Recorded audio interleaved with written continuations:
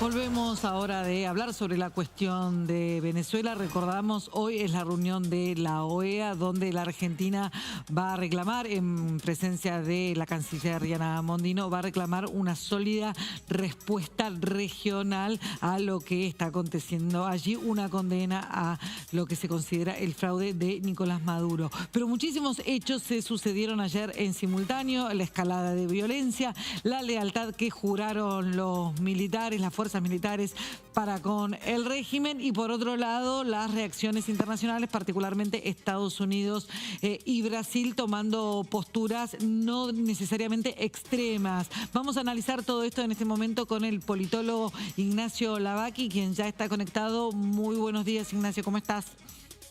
Hola, buen día, ¿qué tal? Muy bien, muchísimas gracias por esta comunicación. Y lo primero, la verdad, si te parece, arrancamos con lo que ayer decía Lula da Silva, porque había mucha expectativa respecto del posicionamiento de Brasil, y charlamos un ratito sobre eso, ¿te parece? ¿Cómo no? Apresenta a ata. Se a ata tiver dúvida entre a oposição e a situação, a oposição entra com recurso, sabe? E vai esperar na justiça tomar o processo. E aí vai ter uma decisão que a gente tem que acatar. Eu estou convencido que é um processo normal, tranquilo, sabe? O que precisa é que as pessoas que não concordam têm o direito de se expressar, têm o direito de provar que não concorda, e o governo tem o direito de provar que está certo. Estoy convencido de que fue un proceso normal, tranquilo.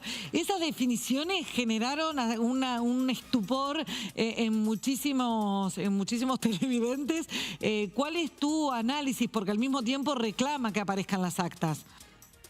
Pues yo creo que Lula está en una posición muy incómoda, ¿no? Porque, por un lado, la posición de su partido, el PT, ha sido tradicionalmente favorable al chavismo, ¿sí? Y de hecho hubo un comunicado ayer del PT celebrando, saludando la victoria de Maduro. Sí. Lula tiene una relación con Maduro, y la tenía más con Chávez. Tiene a su delegado en temas de política exterior, Celso Amorín, en Venezuela. Y fue uno de los garantes del Acuerdo de Barbados, el que debía llevar unas elecciones libres, transparentes, democráticas. Yo creo que cuando Lula hace esta declaración le está hablando más a su público interno. El problema es que en este mundo ya no hay una línea clara entre a quién le habla uno cuando hace una declaración pública. Esto circula y entonces queda como que Lula avala a Maduro, y que porque está diciendo que fue un proceso normal y pacífico, y sabemos que, digo, si uno lee el informe del Centro Carter que salió ayer por la noche, es todo lo contrario a eso, lo que dice el Centro Carter, que tiene mucha reputación esto de misiones de observación electoral.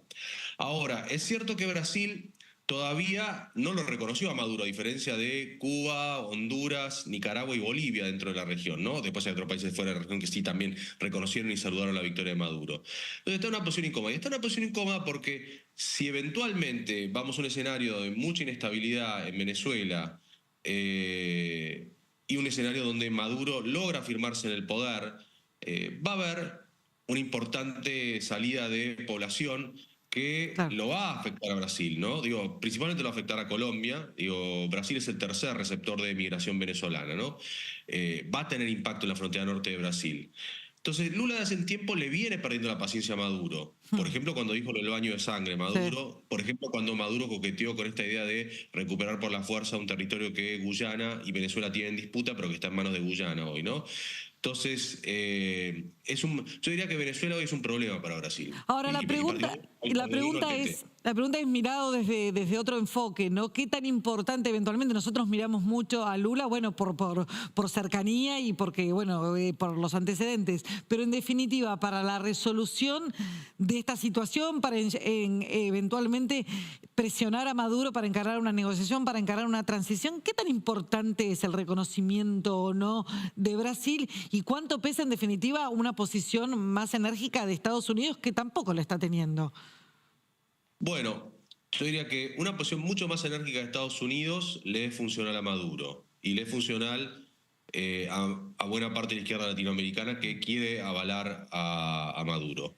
En el caso de Lula, digo, si Lula sale a condenar enérgicamente el régimen venezolano, básicamente uno de los pocos interlocutores que tiene la comunidad internacional, o parte de la comunidad internacional, que quiere una salida pacífica y una transición democrática en Venezuela, digo, se va, porque Lula es de los pocos contactos que quedan, ¿no? Digo, y algún tipo de negociación, salvo que alguien me diga que va a haber una revuelta popular que va a tomar por asalto el Palacio de Miraflores, cosa que algo así como lo que ocurrió en Rumania en 1989, cosa que yo no veo como un escenario muy probable. Digo, el rol de Lula es importante. Ahora, con el paso de los días, uno le va perdiendo ese beneficio de la duda al gobierno de Brasil, más sobre todo a Lula y al PT, ¿no? y a su asesor, a Celso Amorim, sobre si no están trabajando para preparar un escenario donde Maduro presente algo que sea como evidencia de que ganó, que digo, por la demora que está teniendo en presentarlo, no diría esa evidencia no existe. Y entonces ahí Lula va a decir, bueno, fue un proceso normal, la oposición tiene que acatar que perdió y todo sigue igual. Hay temas que exceden lo político o que van de la mano política. Digo, hay negocios de empresas brasileñas con el chavismo y eso se va a ver afectado posiblemente.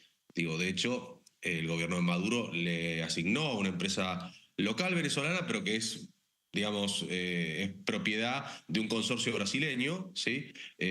Un área de explotación de petróleo en la faja del Orinoco hace menos de 10 días.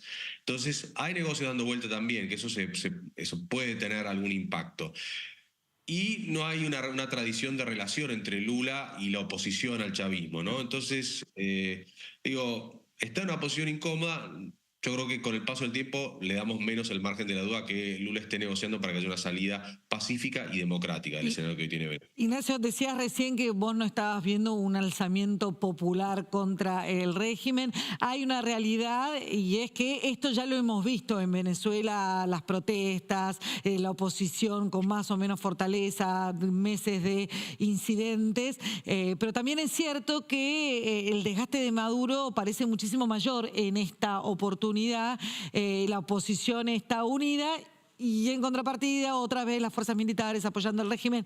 En definitiva, todo este biribiri para preguntarte qué es lo que sí ves, cuál es el desenlace que vos crees más probable, que en definitiva esto termine más o menos como viene, o eventualmente pueda empezar un cambio en Venezuela. Bueno, esa es la pregunta del millón, ¿no? Así que yo creo que hay dos escenarios posibles. Hay un escenario en el que las protestas populares se sostienen y sobrepasan, digamos, la represión, ¿no? O sea, como que el chavismo a lo que se va a jugar es a reprimir sin pruritos, con la idea de desmoralizar a los manifestantes, arrestar opositores para dejar a la oposición descabezada, probablemente más que arrestar a Corina Machado y a González Urrutia, forzarlos al exilio, ¿sí? Para que la gente que está en la calle sienta que está huérfana de liderazgo. Sí, de hecho Costa Rica ya se ofreció a recibirlos. Sí, y María Corina Machado dijo que no va a salir del terreno, no va a salir de Venezuela. Y en base a eso lograr estabilidad. Eso va a dejar un escenario donde probablemente veamos una migración masiva de venezolanos. Había encuestas que señalaban que un 25% podía llegar a emigrar si Maduro se sostenía en el poder. Lo cual es una ventaja para Maduro porque ¿quiénes emigran? Los que pueden. ¿Y quiénes son los que pueden? Los más jóvenes, que son los que tienen mayor capacidad de ser revoltosos. Y eso le da estabilidad.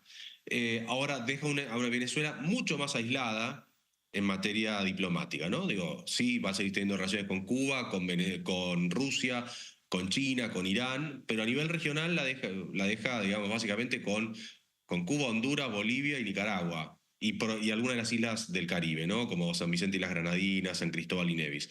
El otro escenario, digamos, que es que las protestas se intensifiquen y eventualmente se produzca algún tipo de fractura dentro del régimen. ¿Cuál es la diferencia de este escenario de hoy, esta situación de hoy, con lo que pasó en 2014, 2017?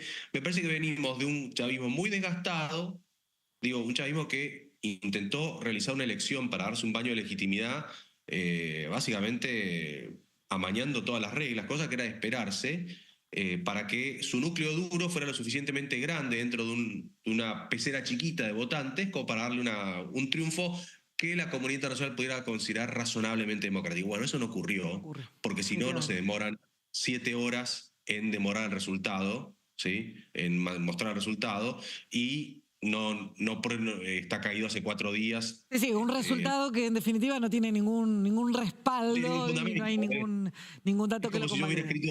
un PDF y lo publico en el sitio Claro. y lo doy y digo, este es el resultado. Sí. Entonces, si se en este caso hay una elección robada y había yo diría que había una fuga de las bases del chavismo. Digo, vimos que las manifestaciones no arrancaron en barrios acomodados de Caracas, arrancaron en el Petare, que es uno de los barrios populares más grandes de América Latina, ¿no? Entonces, ahí hay algo diferente. Ahora, digo, con esto no estoy diciendo que esto va a llevar necesariamente a una transición. Lo que puede ocurrir si las protestas se intensifican y soportan la represión, eventualmente alguien dentro del régimen va a decir, bueno, es tiempo de sentarse a negociar y hay que negociar la salida. Y negociar la salida implica cosas difíciles de aceptar, pero que son propias de cualquier transición democrática. Digo, saquémonos la idea de que las elecciones en Venezuela llevan a alternancia. La alternancia es propia de la democracia. Venezuela tiene un régimen autoritario, ¿sí? Esto es una transición democrática con la que pudimos vivir nosotros en 1983, los chilenos entre 1988 y 1990. Entonces, esto implica negociar y negociar en muchos casos cosas difíciles de aceptar como la impunidad. Sí, claro, que es el gran foco, ¿no? Un régimen que se lo acusa de tremenda corrupción. Ignacio, completísimo el análisis. Muchísimas gracias por compartir tu mirada con nosotros. No, por favor, gracias a ustedes. Hasta luego. Y nosotros, siendo las 9, unos minutitos pasados.